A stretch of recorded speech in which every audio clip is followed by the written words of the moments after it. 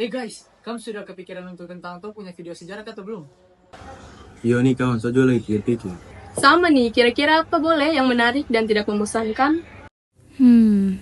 Iya juga sih. Apa boleh ya topiknya?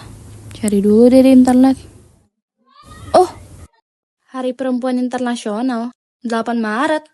Baru-baru ini dong. Sapu ide guys, gimana kalau kita bahas tokoh pahlawan perempuan? Pasti keren gak sih? Soalnya 8 Maret itu Hari Perempuan Internasional. Momentumnya pas gak sih? Jadi kita tidak hanya mengedukasi, tapi juga membangkitkan kesadaran bahwa perempuan itu hebat dan juga bisa jadi seorang pahlawan. Boleh sekali, kalau saya boleh tambah ide bagaimana kalau pahlawannya itu dari Indonesia Timur. Secara kan kita dari Indonesia bagian timur. Wah, mantap sudah itu. Kalau gitu, kamu penasaran belum? Kalau sudah, yuk kita bahas. Teman-teman, pernah kebayang gak sih jadi remaja gadis 17 tahun yang bikin penjajah ketar-ketir? Ternyata ada loh yang bisa. Perempuan Maluku ini gak cuma bersejarah loh, tapi beneran legend di medan perang. Yuk cari tahu sejarahnya.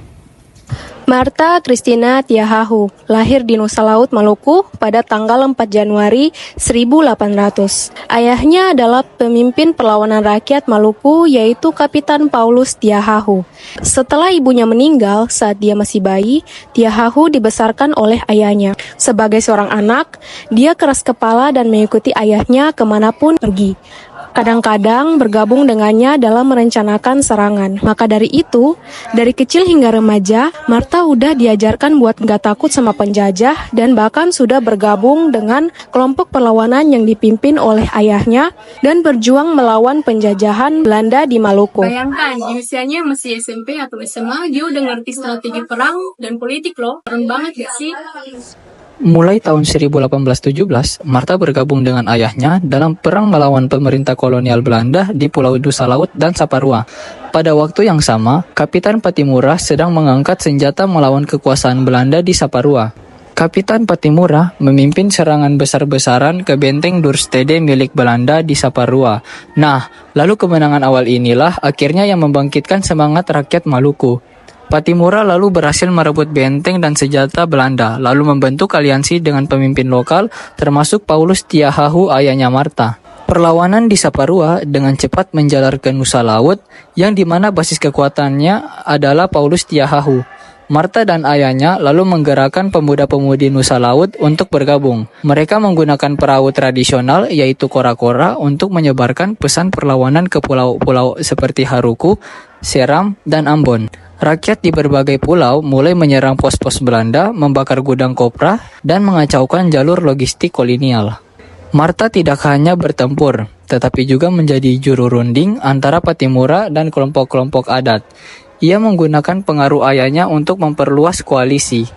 Ia memimpin ritual adat yaitu cakalele untuk menyatukan semangat pasukan. Dalam ritual inilah, ia selalu mengenakan ikat kepala merah putih dan membawa tombak berkepala dua. Di medan perang, ia menggunakan taktik pengalihan, sementara Patimura menyerang frontal. Marta memimpin kelompok kecil untuk menyusup dari belakang. Patimura adalah tokoh yang memimpin serangan besar di benteng dan wilayah strategis. Paulus Tiahahu bertugas untuk mengorganisir pasukan dari desa-desa di Nusa Laut dan menyuplai senjata tradisional. Dan Marta yang menggalang dukungan perempuan dan remaja untuk menyiapkan makanan, merawat luka, serta mengumpulkan batu dan panah. Pada Agustus tahun 1817, pasukan gabungan Patimura dan Tiahahu mengepung pos Belanda di Nusa Laut. Marta memimpin kelompoknya memanjat tebing untuk menyerang dari atas. Belanda kewalahan karena serangan datang dari darat dan laut. Banyak tentara kolonial yang tewas atau melarikan diri.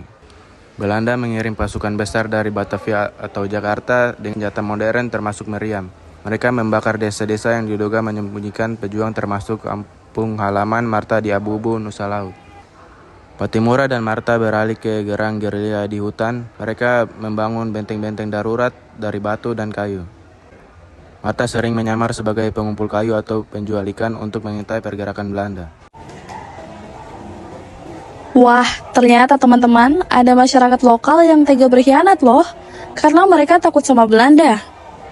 Beberapa pemimpin lokal yang takut pada Belanda mulai membocorkan informasi. Akhirnya, pada November 1817, Belanda mengetahui lokasi persembunyian Patimura di hutan Seram.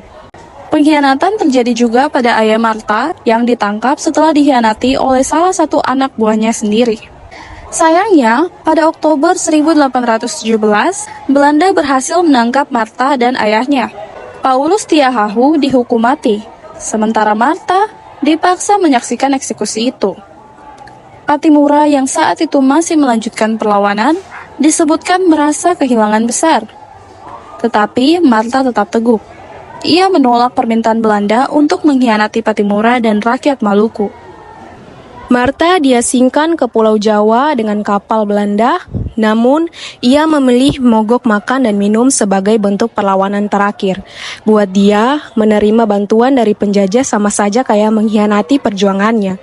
Lalu pada 2 Januari 1818, di usia 17 tahun, Martha menghembuskan nafas terakhir. Patimura sendiri gugur setahun kemudian, tetapi semangat keduanya tetap hidup.